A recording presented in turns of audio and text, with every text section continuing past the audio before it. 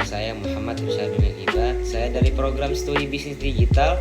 NPM saya 7252300013. Di sini saya ingin menjelaskan materi mengenai konsep dasar perilaku konsumen. Yang pertama adalah perilaku konsumen, yaitu adalah tindakan atau sikap proses pengambilan keputusan yang dilakukan oleh individu atau kelompok dalam memilih, membeli, menggunakan, dan mengevaluasi produk atau jasa untuk memenuhi kebutuhan dan keinginannya.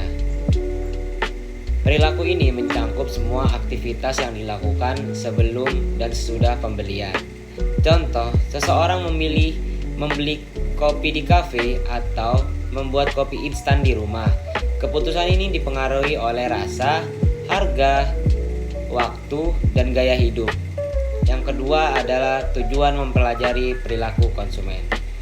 Perusahaan mempelajari perilaku konsumen untuk memahami kebutuhan dan keinginan mereka agar strategi pemasaran yang diterapkan menjadi efektif. Beberapa tujuan pentingnya adalah yaitu untuk menentukan strategi pemasaran seperti produk, harga, promosi, distribusi, meningkatkan kepuasan dan loyalitas konsumen, dan memahami perubahan tren dan preferensi pasar. Dan yang ketiga adalah faktor-faktor yang mempengaruhi perilaku konsumen, yaitu adalah 1. Faktor budaya, yaitu meliputi nilai, kepercayaan, norma sosial yang berlaku di masyarakat. Contohnya, masyarakat urban cenderung menyukai produk cepat saji. Dan yang kedua yaitu faktor sosial, pengaruh keluarga, teman, kelompok referensi, dan status sosial. Misalnya seseorang membeli merek tertentu karena digunakan oleh idolanya. Dan yang ketiga adalah faktor pribadi, yaitu mencangkup usia, pekerjaan, gaya, dan situasi. Contohnya adalah orang tua lebih memilih produk kesehatan daripada anak muda. Dan yang keempat adalah faktor psikologis, terdiri dari motivasi, persepsi, pembelajaran, dan sikap terhadap produk. Misalnya yaitu konsumen memilih produk tertentu karena percaya kualitasnya lebih baik. Dan yang keempat adalah proses pengambilan keputusan. Konsumen proses ini terdiri dari 5 tahap penting. Yang pertama, pengenalan kebutuhan. Konsumen menyadari adanya kebutuhan atau masalah, misalnya lapar, haus, bosan. Dan yang kedua adalah pencarian informasi. Konsumen mencari informasi tentang berbagai mana alternatif produk melalui internet, iklan, rekomendasi teman, dan sebagainya lainnya. Dan yang ketiga adalah evaluasi alternatif. Konsumen membandingkan berbagai pilihan berdasarkan harga, kualitas, dan merek. Dan yang keempat adalah keputusan pembelian. Konsumen memilih dan membeli produk yang dianggap paling sesuai. Dan yang kelima yaitu perilaku pasca pembelian.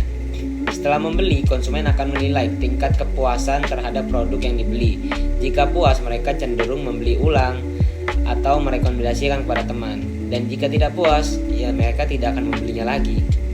Poin kelima, jenis-jenis perilaku konsumen menurut tingkat keterlibatannya. Perbedaan antara merek perilaku konsumen dapat dibagi menjadi 4 jenis. Yang pertama yaitu perilaku pembelian kompleks terjadi ketika konsumen sangat terlibat dan perbedaan antar merek besar. Contoh, membeli mobil atau laptop. Dan yang kedua adalah perilaku pembelian pengurangan disonansi. Keterlibatan tinggi tetapi perbedaan antar merek kecil. Contoh, membeli karpet atau televisi. Dan yang ketiga adalah perilaku pembelian kebiasaan. Keterlibatan rendah dan perbedaan kecil antar merek. Contoh, membeli sabun atau garam. Dan yang keempat, pelaku pembelian mencari variasi. Keterlibatan rendah namun ada keinginan mencoba merek baru. Contoh, membeli cemilan atau minuman ringan. Dan poin keenam, implikasi bagi pemasar. Pemahaman terhadap perilaku konsumen membantu pemasar untuk merancang produk yang sesuai dengan kebutuhan pasar, menentukan harga yang kompetitif, membuat strategi promosi yang efektif dan menarik, menentukan saluran distribusi yang tepat agar produk mudah dijangkau konsumen. Jadi kesimpulannya adalah perilaku konsumen merupakan hal penting dalam dunia pemasaran karena menentukan keberhasilan suatu produk di pasar. Dengan memahami bagaimana konsumen berpikir, merasa dan bertindak dalam proses pembelian, perusahaan dapat menciptakan nilai yang lebih baik dengan membangun hubungan jangka panjang dengan pelanggan serta memenangkan persaingan bisnis di pasar yang semakin kompetitif. Sekian dari saya, terima kasih.